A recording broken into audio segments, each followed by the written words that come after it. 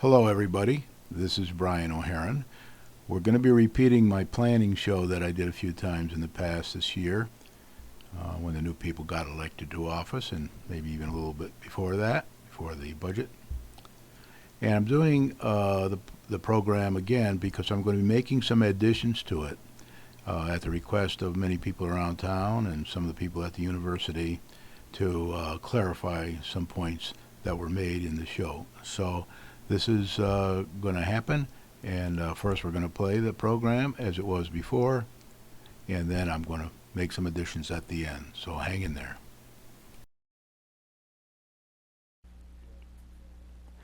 In my Back to the Basics program after the election, I talked a lot about the critical path method of planning and budgeting. It's called CPM. You can see it on the internet if you look on the internet. And PERT, Program Evaluation and Review Technique. These are techniques used by people around the world to plan projects, programs, etc., and to review progress along the way, and to spur changes when necessary by using management by exception and management by objectives. So these are techniques that a lot of people use. I'm going to explain them tonight because on my Let's Pass the Budget Back to the Basics before May 31st, I told everybody that I would replay these a couple times, this old program, so they could see how it ties into the program I did after May 31st. Before May 31st. Budget. Well, the budget passed. I looked around. I couldn't find the original DVD for Back to the Basics #1 that I did after the election. I looked around. We didn't have it down here at Charter. My friends didn't have a copy of it. I couldn't use the one that I put onto YouTube. So here I am re-recording it, and I'm hoping it's going to help you because this new group that's in, things have happened since the post-election program. We now have Marcia Sterling as mayor, who's very, very, very, very, very financially astute, perhaps the best financier we're ever going to have in the mayor's seat in this town and on the board of finance and selectmen for a long, long time to come. So tonight I'm not going to talk too much about other things. I'm going to talk a bit about these CPM and PERT review techniques that you can find on the internet. And we're going to say here now, as we flip to the next one, that the charter, and I don't have it word for word here, you can go get a copy of the charter at the town hall in the town clerk's office. Look under selectmen's duties and all that, and you'll see that the selectmen, also known as the Board of Finance, also responsible for the Board of Finance, they're the Board of Finance and the selectmen. They're responsible for the finances of the town, bottom line. Ultimately, they're responsible, nobody else. So they have to make sure that the town is run in a responsible financial manner. Now, over the years, we've had many people on the Board of Selectmen and on the Board of Finance, and we got some now that know very little about finance. I often question whether some of them can either add or subtract. They're more interested in politics. And finance, managing finances is a lot like mathematics. 1 and 1 is 2. Very difficult to say it's 3 or 4. If you talk to any mathematician, he knows that 1 and 1 is 2. Or she knows that 1 and 1 is 2. And when you begin to talk to financial people, they speak the language of finance. They take certain approaches to things, especially if they have masters in business administration or masters in finance,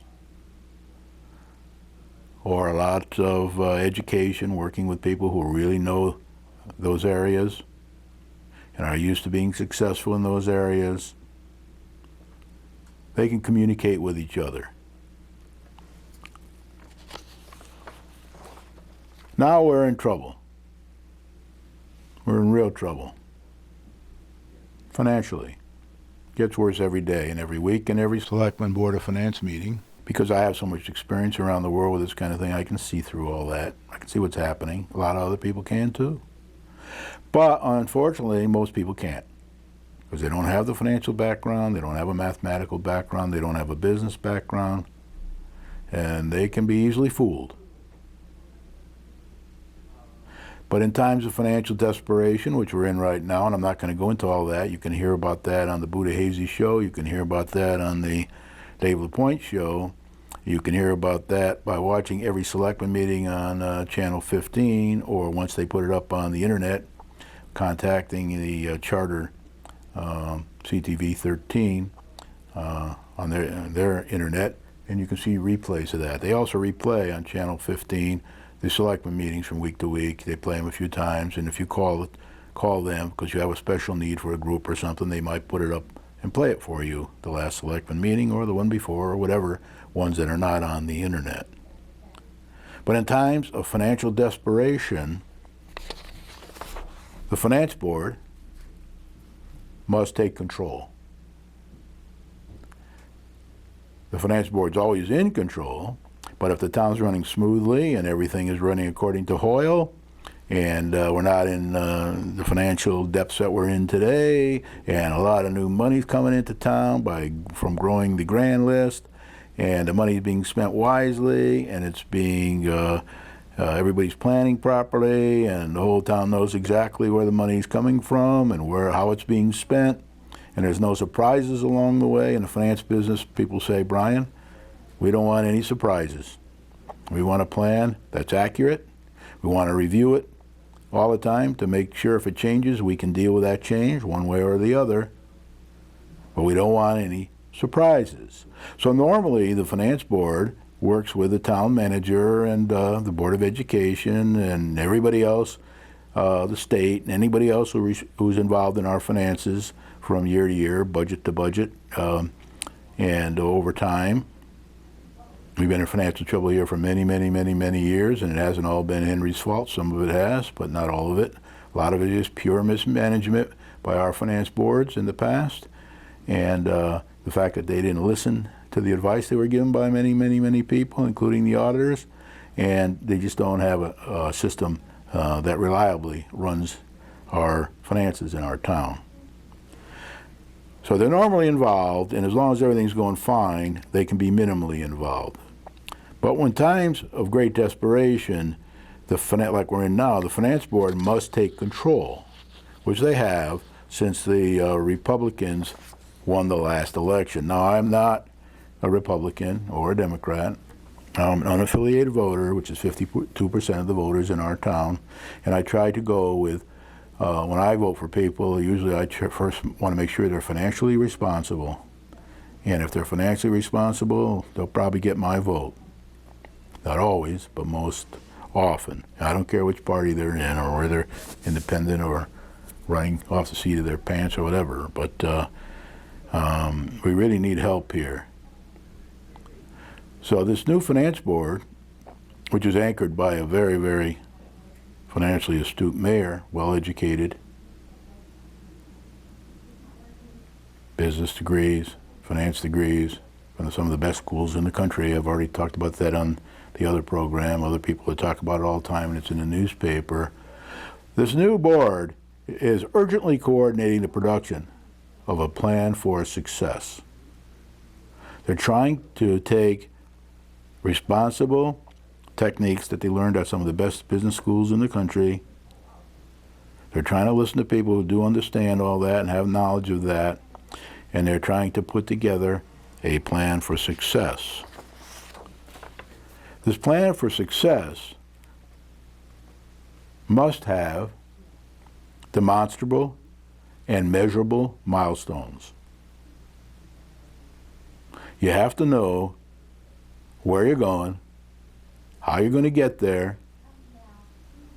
That's management by objectives. And then you have to deal with exceptions every day, week, hour, whatever. That's management by exception. And to do that, you can use tools available in the industry, in the world, in all industries, in the financial part of the business. CPM's one, PERT's another. After you use them long enough, then they become ingrained in your approach, and you'll use them. You'll take that approach normally because it's what produces success. So now that's what the current mayor and Board of Finance are trying to do, at least 5 of the people on there.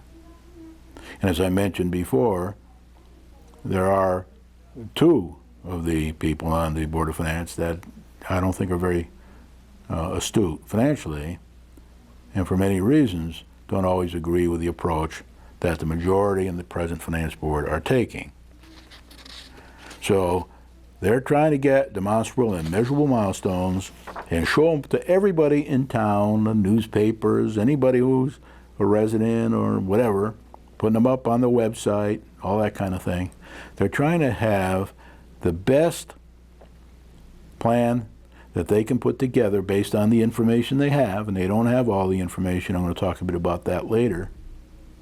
They're trying to put it together, obtain the information from anybody they can get it from, whether they like them or not, whether they agree with them or not. They're trying to get the facts. Once they get the facts, they got to get them on a table for everybody to see, like they're trying to do now. And they should help them produce a plan that they can get agreed by all the stakeholders in town, everybody that's involved. There are many, many, many, many people involved when you consider all the town entities, all the people that supply to the town, and all the people that receive from the town. It's very complicated. It needs to be demonstrable. It needs to be out in the open. Now, you're never going to get to the point where everything's totally demonstrable and out in the open, because there are people all the time that are trying to hide the information. I mentioned that last time I did this, that there was a person at British European Airways when I was there that went around betting everybody 10 cents that we would fail. Of course, he ended up being wrong. We didn't fail, but we did have to change the plans a little bit along the way, and I'll talk a bit about that as we go on, that process. Now, the critical path method at the top level, which was the finance board, is kind of simple. When you put a plan together, or a budget together, or whatever you're doing, you have a start and an end. And then you have milestones along the way that you can plan and you can measure against throughout the year and take action when necessary over a period of time. Now, on this very simple top layer critical path, I've just showed the start, activity 1, which might say is a month into the plan.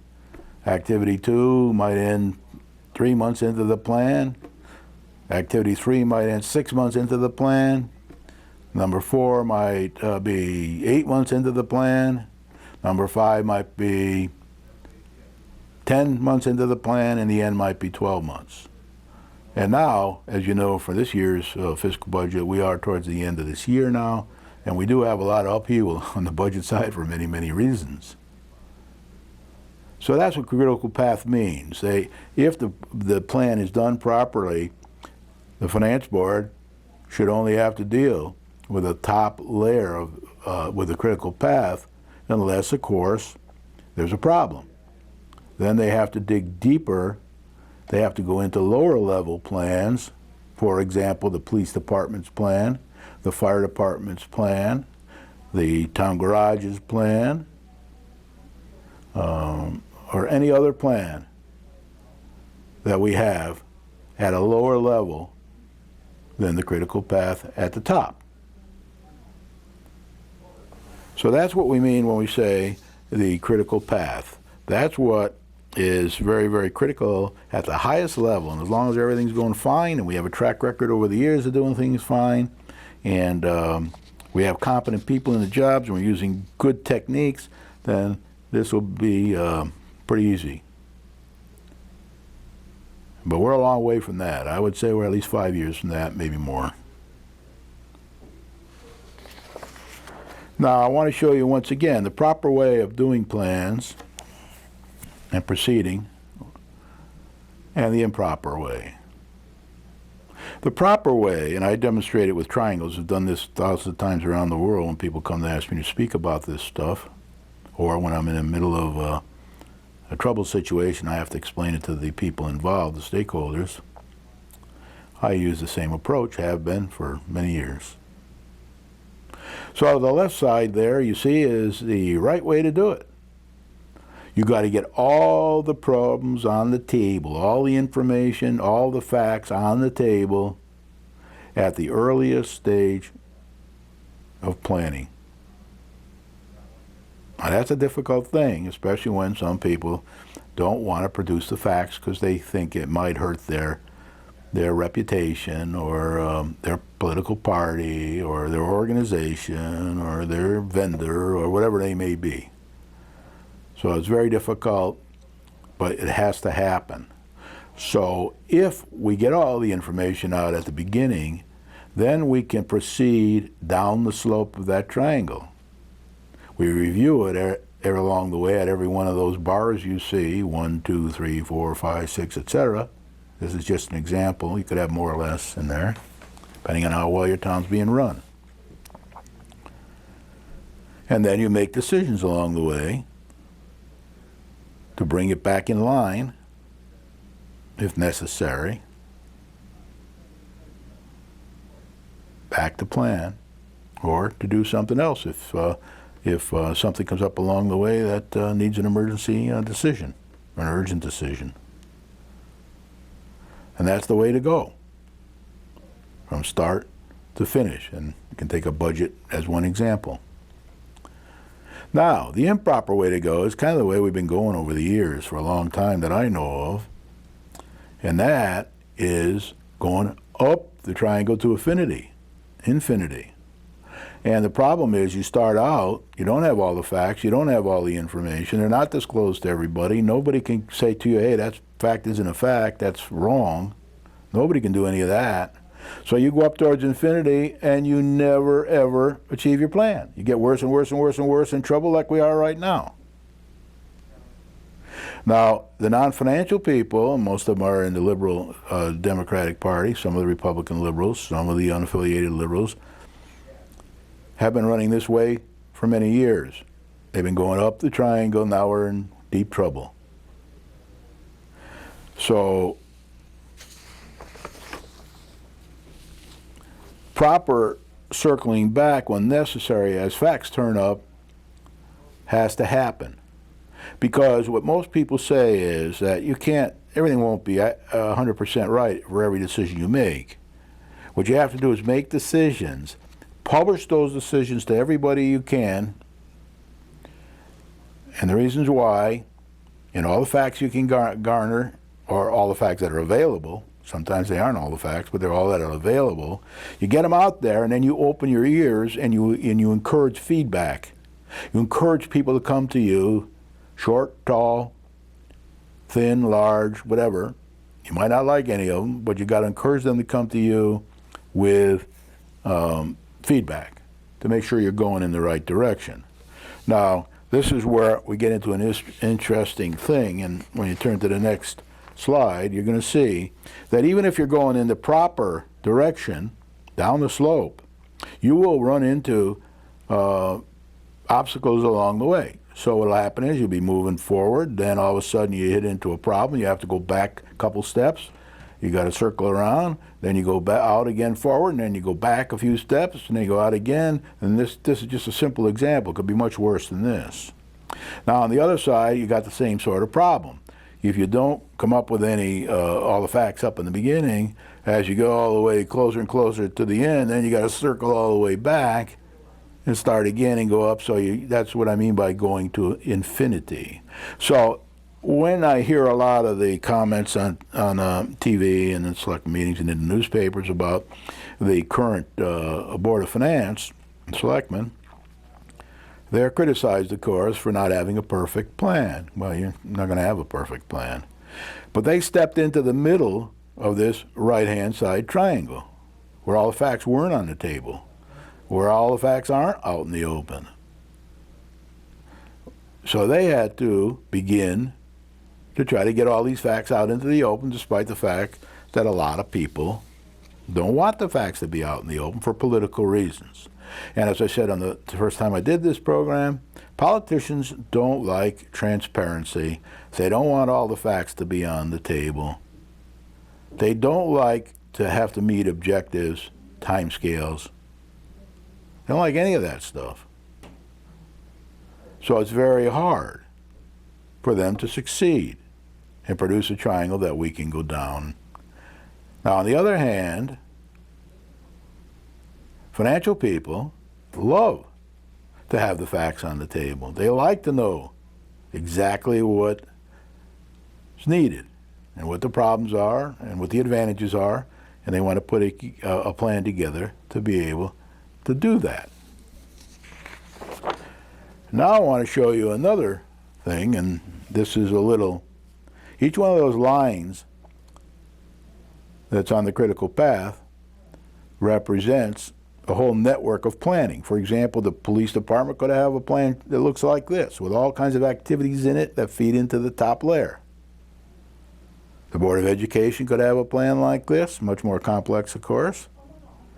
The schools, the library, everybody can have one and should have one. And then they feed their information up to the top, and it gets plugged into the system. If you have aids like CPM or PERT, programming computer type stuff, that helps. If you don't, you got to do it manually. Some are simple networks or plans, some are very complex. Some require a lot of reviews, some not many. If they're on schedule and they're going to make their plans, not too bad a deal. So it's pretty complex and needs to be watched. That's why you need to use management by exception to keep an eye on it. Now, the current mayor has set up a few meetings that I'm tickled pink to see. One is every 2 weeks she reviews with the town manager and the financial director on a Thursday afternoon the progress of the financial plan. And it's trying to find out whether all the facts are accurate or not. So far, a lot of them have not been accurate. We thought we were getting some extra $200,000 in from somewhere. Well, we didn't get it, and we're not going to get it. We thought we were spending $100,000 less on something. Now we're spending $100,000 more on it. So it's very important. The other thing she set up is very important too, and that is a series of meetings to review the plan for getting more, to grow the grand list, to getting more profitable additional recurring revenue in town, which is very, very, very, very high priority for us if we want to get out of this financial pickle we're in without killing the present taxpayers and reducing their value and worth and getting them to leave town. So we do this with facts. We do this with critical plans, path plans. We do this by having dependencies on other people and checking to see that they're being met and looking down the road to see if they're going to be met.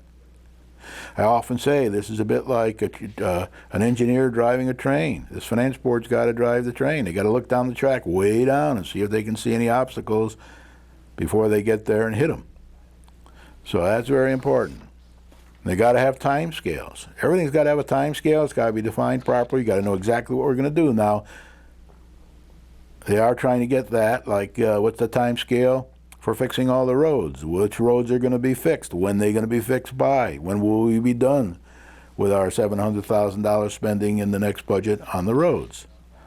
So there are going to be plans all over the place, and people are going to be pinned down to time scales and dependencies because that's the financial way to do things. And then as you review these things, now the Harvard Business School always says, well, I'll review them every 3 months. We're in pretty intensive care now, so we got to kind of review them all the time, daily, hourly. It's like I mentioned, intensive care in a hospital. We're in intensive care here, our town is now, and our new mayor is retired, and she can spend a lot of time on this. She has other activities too where she devotes her time to charity and things, so she's not totally involved, but she is throwing herself right into the middle of this for no revenue, no play, no pay, and we're going to get the benefit of her education experience and success over the years. She lives in Winchester, Connecticut, on an old farm with her husband. So we need to also have the definitions verified by outside experts where necessary. Definitions need to be verified. Don't be afraid to use outside experts wherever you can who really know their stuff. And I do see on the agenda for this Finance Board and Selectmen is probably hire a different group to audit our books rather than use the same people that we have now in that area, in addition to these people. So it's good to have the experts look at things, no matter what it is. It's always good to have them look at things, and it's probably less expensive to do it that way in the long run, although it will cost a little money up front. And then this Finance Board has to conduct periodic progress and decision-making reviews with action items. Whenever you see something that isn't going to make the plan and need to be in action to get it back on plan, whenever you see something that's going to be disastrously over planned, then you got to get some actions up there to contain that and figure out how you're going to solve that problem. So that's very important. Now, what I want to say is you don't have to listen to me. I'm going to put the back to the basics sign back up now, and you just watch the selectmen meetings. Go to the selectmen meetings, call the mayor on the phone at the town hall, talk to her, go down and see her. She has office hours 2-3 days a week because she's retired and she can afford to give you the time. And she is more than willing to go to other activities you might have in town, to listen to you, to discuss with you ways to improve the situation in the town. So everybody has to get involved. And my own advice is that watch her in action for the next 3-4 months. Because I'm sure when you watch her and the Finance Board in action, you will see the good parts of the Finance Board that I'm talking about tonight and the bad parts. And you will want to re-elect her and the other good finance people on there. We need people who understand finance, who can get us back on the right track, and will stick it out long enough to get the job done, which probably will take about 5 or more years, maybe 10. I don't know. But you're going to see more and more. Each select meeting, some new bad news is going to pop up. And then someday, that'll stop being bad news and we'll be more or less on the right track.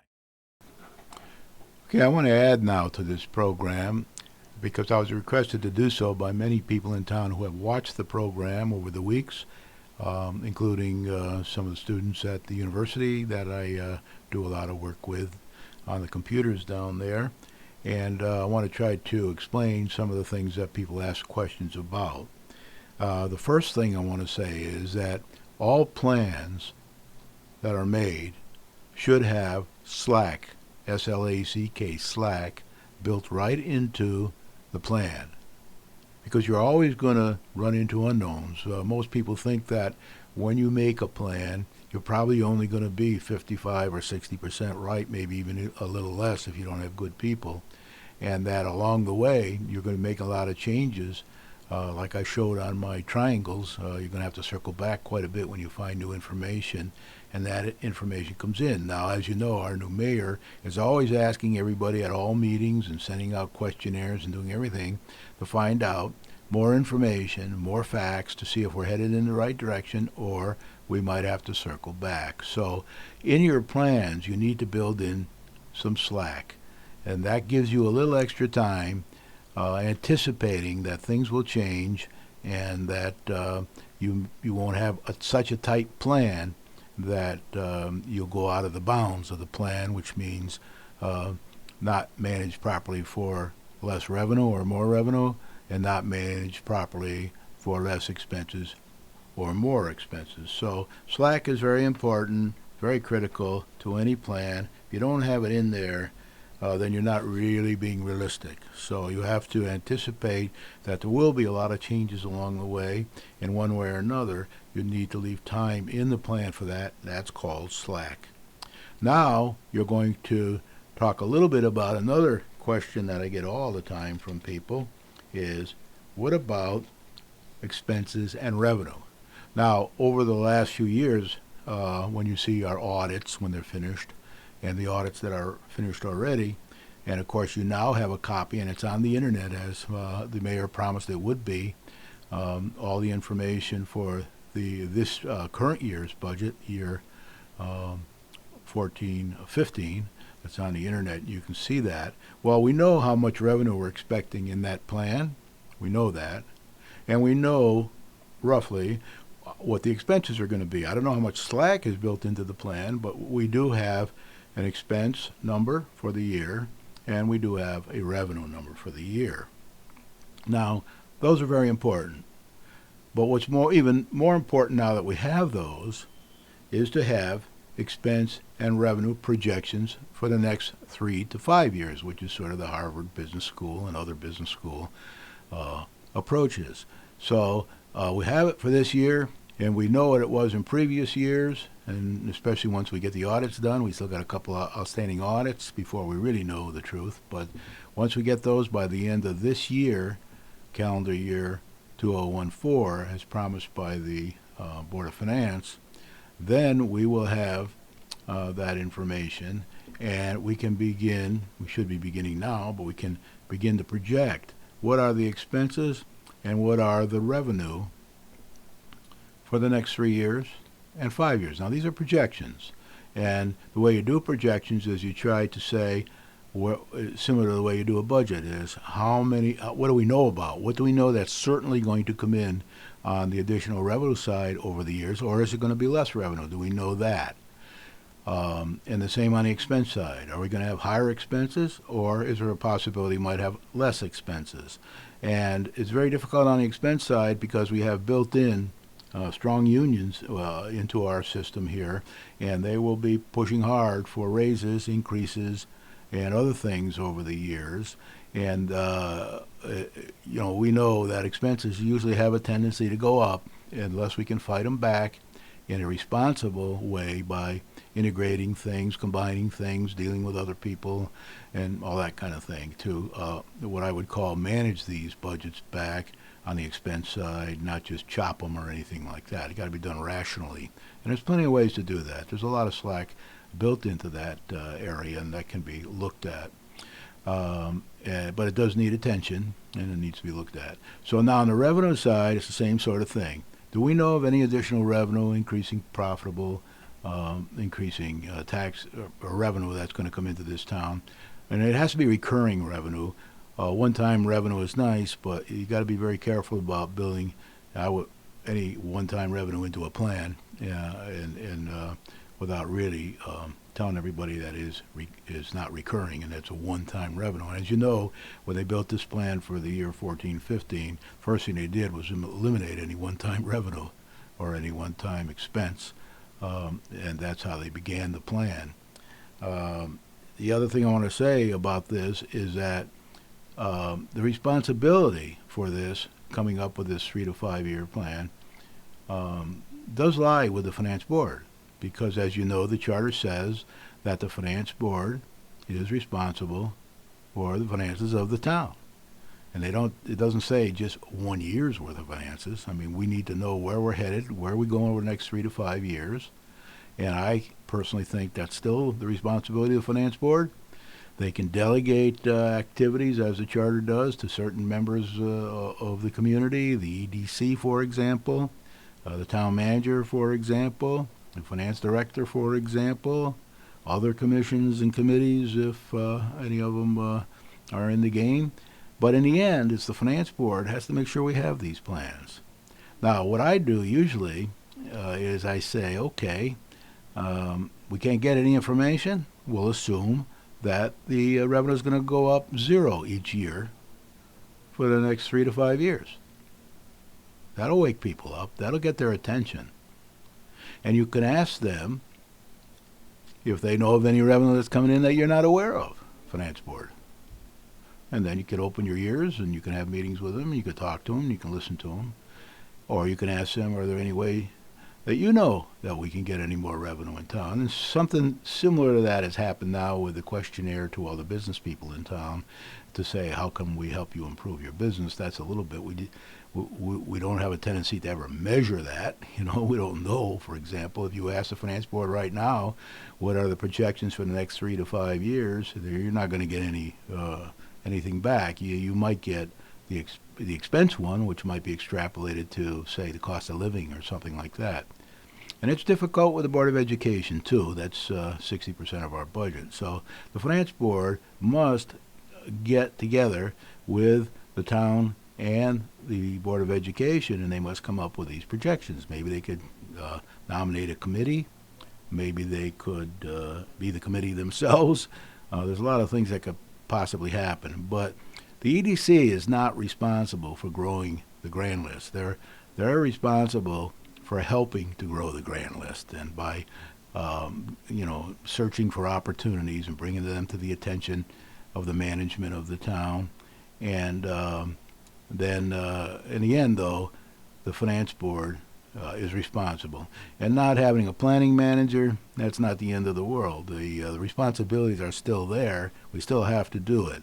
So with or without a planning manager, we have to have these projections. And it'd be hard to get away with them in any business without any projections for it. And it's even hard to get away with it in your own family.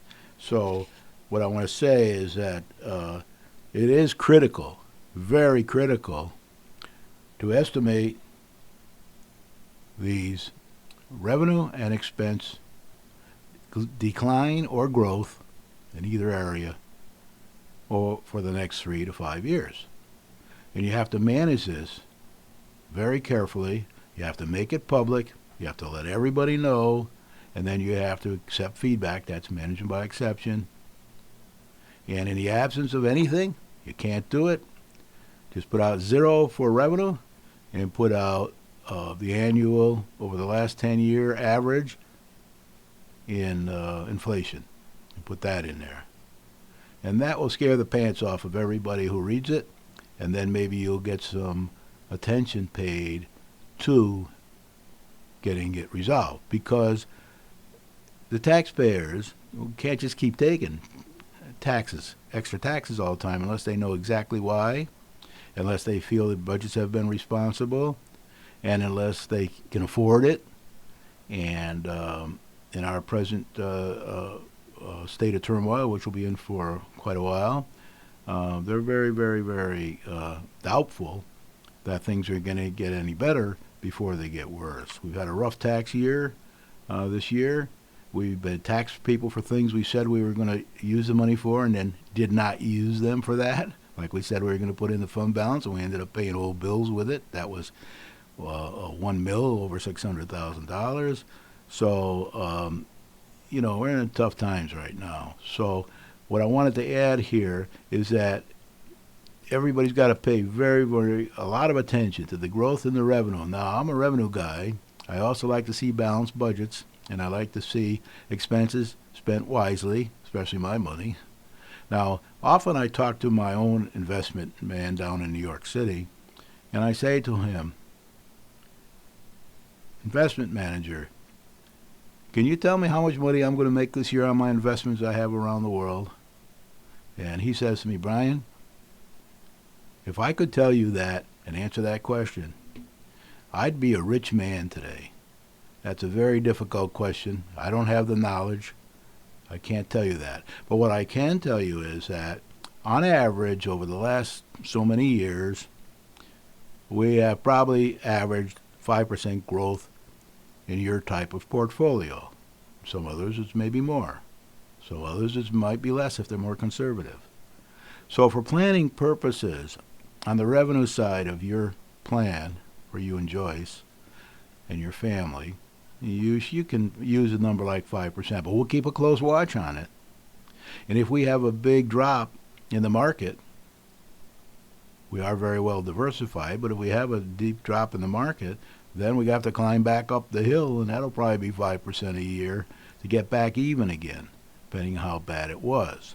So we in families, we have to kind of project what revenue is going to come into our family over the next 3 to 5 years, and we have to kind of plan accordingly for that. Some people go out and get another job. Some people get 2 extra jobs. My dad sometimes had 3 extra jobs. Other people retire because they think they have enough money to live on for the rest of their life and support their family. So there's all kinds of extremes here. But everybody has to have a rough idea. And that's why I say, if you don't have any better information, plan on 0 for revenue for the next 3 to 5 years increase, or even less. Cut it if you have to. If you see that it's going to drop, then you better put it in that projection. Now on the expense side, just the opposite. Plan on inflation at least. If you know, of course, that you got some big expenses coming in, then they should be built into the plan. If you know you got some big revenues coming in that are recurring, then you should build those into the plan. And if they're not recurring, you got to be careful how you build them in. Usually I would put those into the fund balance if they were non-recurring, and then judiciously pass it out during the budgeting process. But if you can give everybody a pretty good idea where they stand, where they're headed over the next 3 to 5 years, and ask for their help and ask for their input on how it can be improved in any way whatsoever, then you will begin to have one team working for the good of the town rather than different factions fighting with each other, squabbling with each other, and holding each other back. That doesn't do us any good whatsoever. So once the facts are on the table, we can all see down the road 3 to 5 years, like the engineer I keep talking about, looking for cows on the track, and then take measures to face that. Now, we've got a couple good things that have been set up here by this latest group that came in. And if it was in the last administration, we could often not even get the finance director to the meetings. I can understand if they're on vacation or they're ill, but the finance director should be at every selectman meeting, finance board meeting, and tell the truth and get all the facts out on the table. Now, I would never question that they wouldn't tell the truth unless they were told to, or somebody didn't invite them to the meeting or something like that. But they should come. But even when the finance director comes to the meeting, remember, the finance board is in control. They can ask any questions they want, and they expect answers to those questions. And especially when you have people on the finance board that know probably more than the finance director with education and experience, and often knows more, of course, than the rest of the people that have been elected that have no finance experience whatsoever, except in their own house, and that may or may not be successful as we need to be as a town. So we got to do that. We've got to have that happen. Now, they have set up meetings every other week before the selectmen meetings with the finance board, and anybody else who wants to attend. I guess they invite the press now. They invite anybody to go. It's an open meeting. Town manager, finance director, and the selectmen that are also the finance board, and they review the finances every 2 weeks before the selectmen meeting, so they can find out if we're on track. They can find out if we're overspending or underspending, or if there's some big problem has come up or new information has come up, and they can manage it on that bi-weekly basis. I'm also certain that others are looking at it on a weekly basis, some of the finance board, and they're keeping a close eye on all that because they need to manage by exception every 2 weeks and make decisions if necessary to stay on track, both revenue-wise and expense-wise. Now, what I'm hoping is that sooner or later they set up a similar set of meetings before each select meeting for the growth of the grand list, and they call in all the people that are responsible for helping to grow the grand list. And they get the town manager in there. They get the EDC chairman in there, and they get all finance board members, and they review the projected 3 to 5 year plan for the revenue, and also make sure, of course, that the next this year is in shape as well, and then take actions where they have to for any of this. So I'm hoping that happens. It hasn't been set up yet. There's no reason it can't be. The finance board is very strong, and they should be stronger. They should set this up and watch it, because if we don't get any additional profit recurring revenue to grow in this town, um, we're in deep trouble. All the expense money, which will grow, will be passed to the people that are currently here, and their properties are devaluing, and they're leaving town, and that kind of thing. So it's not very pretty, and it has to be changed. And we really have to face the music. We have to get the facts on the table. People won't like to see them. They'll try to blame individuals. They'll try to blame the past. They'll try to blame the future. They'll try to blame anything. But we do have things coming into town. And whenever you ask anybody how much is the revenue going to grow, they can't tell you. But they do tell you, well, there might be a donut shop, and there might be this, and there might be that. And boy, it's a lot of good news, and we're having parades, and we're going to have things in the park. And then I always say, yeah, but how much is our revenue going to grow each year for the next 3 to 5 years? And how much is our expenses either going to decrease or be covered? And you don't get any answers for that. It's very, very, very, very difficult. So a lot of people question me about that. They're wondering why we don't do that. Why can't we get this revenue plan that we keep talking about all the time? I sat in meetings and watched them on TV and read papers where nobody can ever seem to sum this kind of stuff up. It's always, we're doing a great job, we're all having picnics, and we're doing this, and we're working together, and blah, blah, blah, blah, blah, but they cannot define it. So we're getting now closer to the end of our time. I think I'm going to wrap it up here and say to everybody, please pay attention to the revenue as well as the expenses. Please try to manage by objectives and exception. Please try to follow these principles that I've outlined in here over this program, and you can get from most MBAs that you talk to, if you have the vocabulary to talk to these types of people, the background, the experience, or the education, and try to do that. And it should be done publicly. Everybody should know exactly what the truth is. Now, you have to keep some things confidential, because some people might not want you to say they're in a process of trying to buy a company or anything. So then in that case, you'd say prospect A, prospect B, prospect C, and you'd use rough amounts, and you wouldn't give away any secrets. But you got to, the finance board, of course, would have to know the correct information, but some of it might have to be with help from the public for a while. But once everybody builds up trust in the finance board, that won't be a problem anymore. So we've got a long way to go. We've got to keep trying. And if you're watching this program or anything like that, please request from the mayor and from the finance board members and from the EDC chairman and from anybody else, the town manager, a projection for revenue and expenses over the next 3 to 5 years. With that, I thank you very much. Don't forget, we got an election coming up on the 13th of September. It's a Saturday from 8 in the morning. I guess it's 6 in the morning to 8 at night. Sorry, 6 in the morning to 8 at night.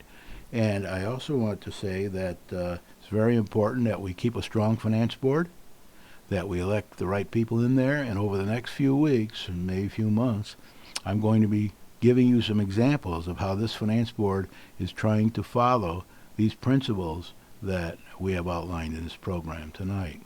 With that, thank you very much. See you in a few weeks.